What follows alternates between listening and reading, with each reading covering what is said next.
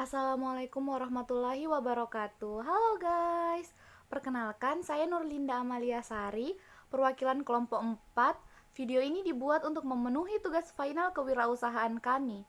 Jadi, di sini kelompok kami akan memaparkan proposal bisnis plan yang kami buat, yaitu rumah makan martabak manis. Ini dia salah satu contoh martabak manis yang ada di rumah makan martabak manis kami. Ngiler kan ngeliatnya guys, hehehe. Selanjutnya, ini adalah profil teman-teman kelompok saya. Selamat mendengarkan pemaparan proposal kami ya guys. Assalamualaikum warahmatullahi wabarakatuh. Perkenalkan, nama saya Nur Rahma, NIM 902011809, jurusan manajemen. Pada kesempatan kali ini, saya dan juga teman-teman saya akan menjelaskan mengenai tentang usaha bisnis plan kami. Usaha bisnis plan kami berjudul Rumah Makan Martabak Manis. Adapun slide pertama pembahasannya mengenai tentang data perusahaan. Perlu kita ketahui, data perusahaan merupakan suatu hal yang sangat terpenting dalam menggambarkan mengenai tentang perusahaan. Adapun data perusahaan kami, nama perusahaan PT Rumah Makan Martabak Manis, logo perusahaan berbentuk martabak, nama produk martabak manis, bidang usaha perusahaan teknologi berbasis sosial premium, motivasi usaha menciptakan makanan martabak manis, berbagai macam variasi rasa, alamat berada pada Jalan Perkantoran Kota Bima. Pada slide kedua dibahas mengenai tentang masalah visi misi usaha kami. Adapun visi, menjadikan usaha ini mampu memenuhi kebutuhan konsumen dan mengembangkan usaha ini menjadi usaha yang memiliki produk bernilai tambah dan berkualitas sehat dan juga bergizi.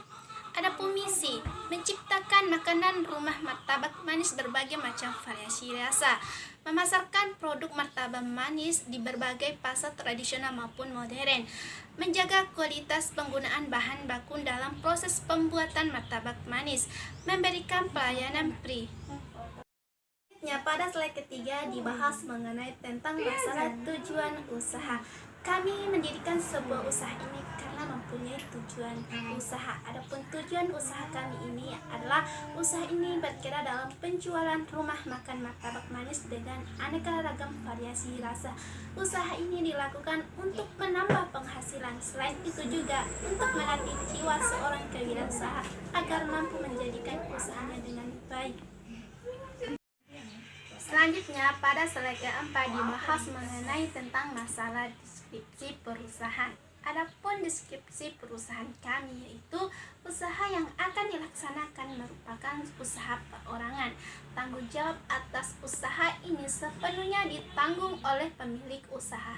Jadi segala sesuatu yang berkaitan dalam kegiatan produksi itu ditanggung oleh pemilik.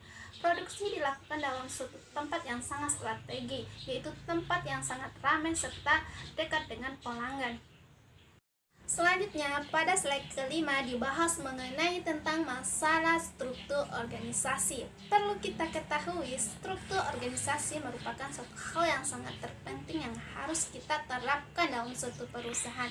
Adapun struktur organisasi dalam usaha makanan martabak manis ini yaitu adanya suatu ketua, direktur dan juga wakil direktur, sekretaris maupun bendahara dan juga karyawan. Itu merupakan struktur organisasi dalam sebuah perusahaan rumah makan martabak manis. Baik, di sini saya akan melanjutkan materi dari rekan saya tentang analisis pasar atau marketing mix. Di dalam marketing mix ini sendiri terdapat beberapa poin, di antaranya yaitu produk, price, promotion, process, people, dan physical evidency. Dan selanjutnya yaitu tentang target pasar. Nah, di dalam target pasar kami ini sendiri, kami menargetkan produk kami ini untuk semua khalayak masyarakat, yang dimana bagi yang membutuhkan bisa langsung menghubungi kami. Selanjutnya yaitu tentang analisis SWOT. Nah, untuk analisis SWOT ini sendiri, setiap kegiatan untuk memulai usaha, kami harus mengukur kemampuan kami terhadap lingkungan atas persaingan yang melalui analisis SWOT. Nah, di dalam analisis SWOT ini sendiri terdapat dua hal yang sangat berarti. diantaranya yaitu strike atau kekuatan. Nah, di dalam kekuatan ini sendiri,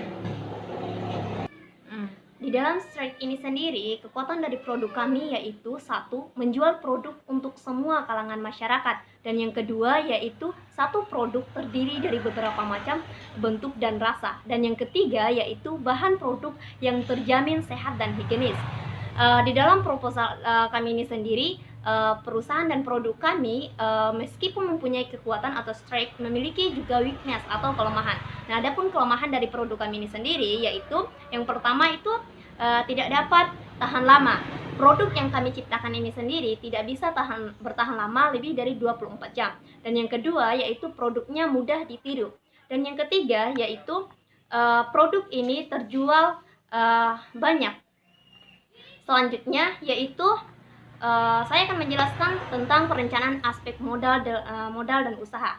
Di dalam perusahaan kami ini sendiri, usaha kami menggunakan modal 50 juta rupiah. Di dalam anggaran ini sendiri, kami menggunakan anggaran tersebut dalam beberapa tahap. Di antaranya yaitu biaya tetap.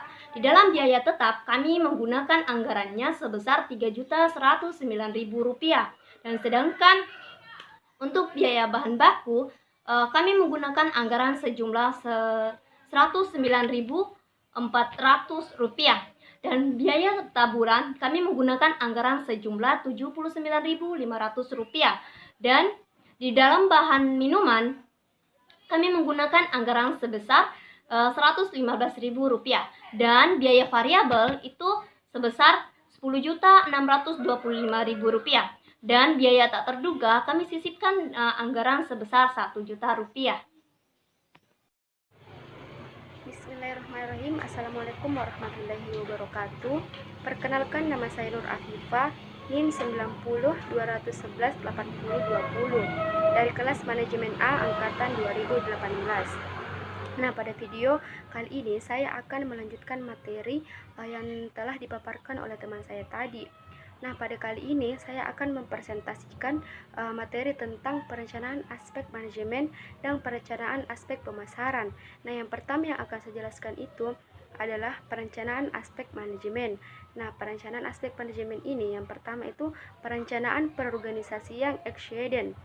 Nah, perencanaan atau planning adalah memikirkan apa yang akan dikerjakan dengan sumber yang dimiliki.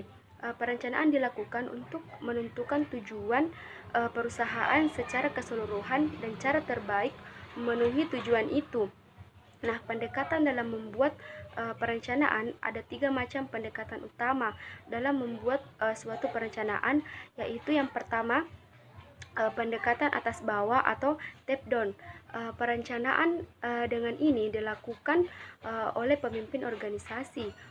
Untuk organisasi di bawahnya hanya membawakan hal-hal yang telah direncanakan. Untuk perusahaan yang menganut sistem desentralisasi, pimpinan puncak memberikan pengarahan dan petunjuk kepada pimpinan cabang atau sejenisnya untuk menyusun rencana yang dapat ditahapkan, akan ditinjau dan dikoreksi oleh pimpinan puncak sebelum disetujui untuk direalisasikan. Nah, yang kedua itu pendekatan bawah atas atau bottom up. Perencanaan dengan pendekatan cara pimpinan puncak memberikan gambaran situasi dan kondisi yang dihadapi organisasi, termasuk mengenai misi, tujuan, sasaran, dan sumber daya yang dimiliki. Nah, langkah selanjutnya memberikan kewenangan kepada manajemen di tingkat bawahannya untuk menyusun perencanaan. Nah, yang ketiga itu pendekatan campuran. Dalam kenyataannya relatif sulit menemukan proses perencanaan yang murni atas bawah atau bawah atas. Nah, yang sering ditemukan adalah kombisnya. Di antara keduanya, walaupun dengan persentase yang relatif, dengan pendekatan ini pimpinan memberikan petunjuk perencanaan di organisasi secara garis besar, sedangkan perencanaan detailnya diserahkan kepada kreativitas di bawahnya dengan tetap memenuhi aturan yang ada. Selanjutnya yaitu perencanaan aspek pemasaran. Nah, aspek pemasaran dalam melakukan promosi produk ini dengan menyebarkan brosur kepada masyarakat dengan promosi setiap pembelian satu paket dengan 5 porsi, kami akan memberikan 10% potongan dari harga tersebut.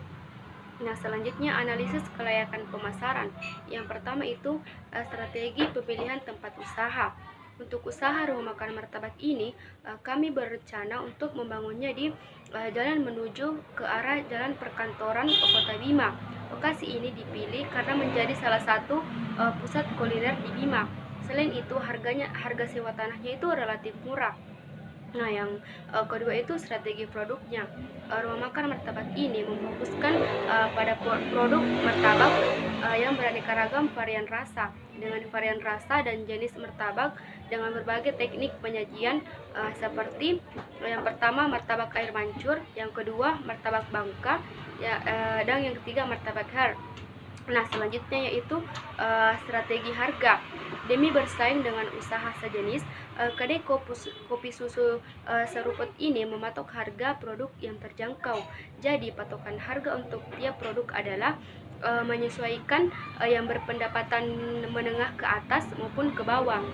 Berikut ini patokan harganya, yaitu yang pertama untuk semua varian rasa, varian jenis rasa dan rasa kopi, kita menjual dengan harga yang paling murah, sekitar 5.000, dan yang termahal itu sekitar 20 ribuan. Nah, yang kedua untuk makanan pendamping, kita akan patok harga dengan menjualnya dengan sistem paket. Nah, mulai dari paket 30 ribuan sampai yang termahal sekitar 50 ribuan. Nah, selanjutnya itu strategi promosi. Untuk membuat usaha rumah makan martabak ini agar berkembang cepat, kami rencananya memiliki strategi promosi sebagai berikut, yaitu yang pertama itu melakukan promosi dengan membuat selembar brosur yang akan dibagikan ke kantor-kantor, sekolah, komunitas-komunitas, dan umum. Nah, yang kedua melakukan promosi melalui media sosial. Yang ketiga mengadakan rutin mingguan seperti acara musik untuk menarik minat konsumen. Yang keempat, melakukan promosi dengan memberikan penawaran yang menarik atau khusus kepada komunitas-komunitas yang banyak di Kuningan, seperti komunitas motor, sepak bola, dan lainnya.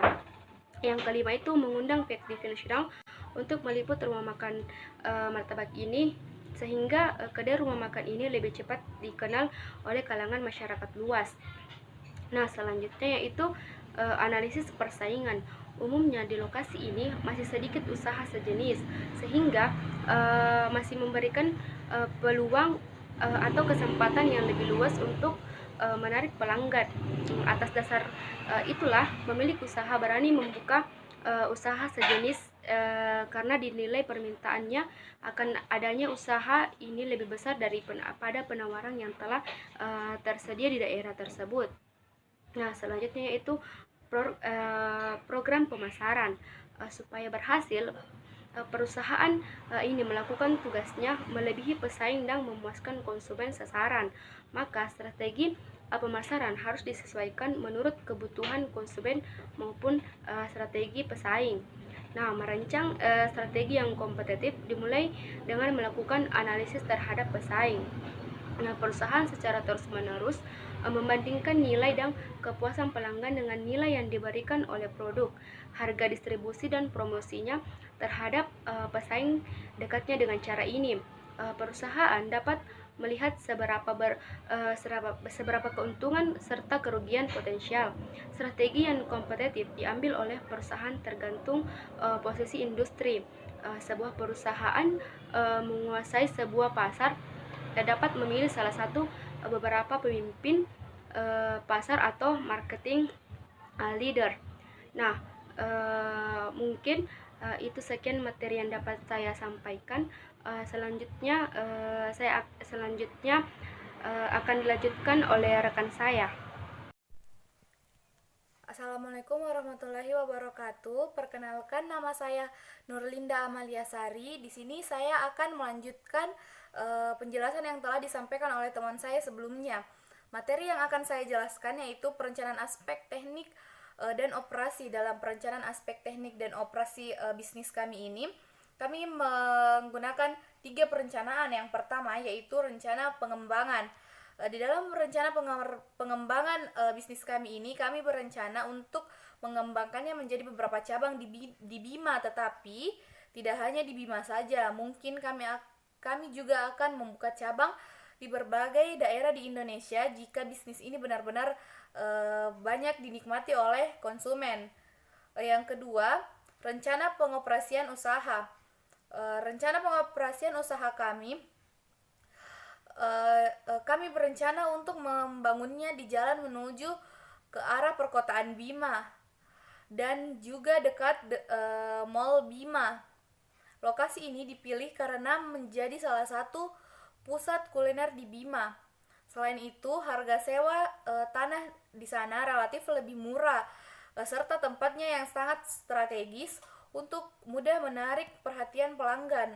Yang ketiga, pengaturan persediaan bahan baku. Salah satu fungsi manajerial yang sangat penting dalam operasional suatu perusahaan adalah pengendalian persediaan karena kebijakan persediaan secara fisik akan berkaitan dengan investasi dalam aktiva lancar di satu sisi dan pelayanan kepada pelanggan di sisi lain. Pengaturan persediaan ini berpengaruh terhadap semua fungsi bisnis, operation, marketing, dan finansi. Berkaitan dengan persediaan ini, terdapat konflik kepentingan antara fungsi bisnis tersebut. Finansi menghendaki tingkat persediaan yang rendah, sedangkan marketing dan operasional meningkatkan tingkat persediaan yang tinggi agar kebutuhan konsumen dan kebutuhan produksi dapat dipenuhi. Selanjutnya yang akan saya jelaskan yaitu perencanaan aspek manajemen keuangan. Dalam perencanaan aspek manajemen keuangan bisnis kuliner martabak kami ini terdapat jumlah biaya, dan di dalam jumlah biaya terdapat biaya tetap sebesar 3.109.000, biaya variabel sebesar 10.625.000, dan biaya tak terduga sebesar 1 juta, sehingga totalnya menjadi 14.734.000. Selanjutnya biaya anggaran. Di dalam biaya anggaran terbagi menjadi 2. Yang pertama yaitu proyek hasil penjualan. Di dalam proyek hasil penjualan terdapat pendapatan per hari sebesar 5 juta, pendapatan per bulan sebesar 150 juta, dan pendapatan per tahun sebesar 1,8 M. Sehingga total proyeksi hasil penjualan selama setahun adalah 1,8 M. Selanjutnya yang kedua, biaya per bulan. Dalam biaya per bulan terdapat gaji karyawan 4 orang pemimpin sebesar 10% dengan jumlah 15 juta per orang, dan gaji pelayan 6 orang sebesar 5% dengan jumlah 7.500.000, di mana setiap karyawan mendapatkan gaji 1.250.000. Dan selanjutnya pengeluaran per tahun. Di dalam pengeluaran per tahun terdapat gaji karyawan per tahun sama dengan 270 juta, gaji manajer 180 juta, gaji karyawan 90 juta, biaya tak terduga selama setahun 12 juta, biaya bahan baku selama setahun 1.312.800, biaya bahan tambahan selama setahun 954.000, dan biaya minuman sebesar 1.380.000, sehingga total pengeluaran per tahun 275.846.800 rupiah. Sekian yang dapat saya sampaikan, kurang dan lebihnya mohon dimaafkan. Wabillahi taufiq wal hidayah. Wassalamualaikum warahmatullahi wabarakatuh.